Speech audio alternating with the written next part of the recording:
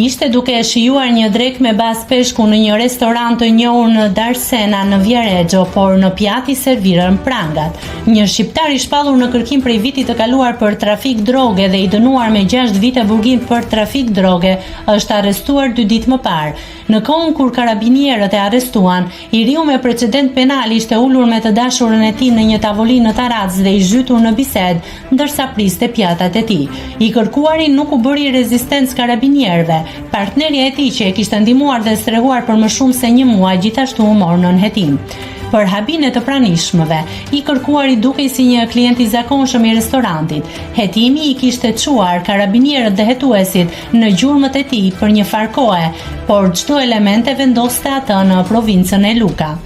Ai kishte një kartë identiteti të falsifikuar me të dhëna personale jo ekzistente. Për më tepër, në makinën e përdorur për udhtim u gjetën valizhe plot me rroba dhe sende të tjera personale të nevojshme për të ruajtur lëvizshmërinë e vazhdueshme.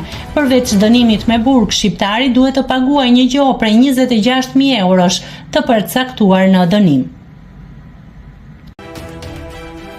Nëse klikoni mbi butonin subscribe, do t'ju shfaqen të gjitha publikimet tona. Ju ftoj t'i bëni subscribe kanalit, të pëlqeni videot dhe të lini komentin tuaj.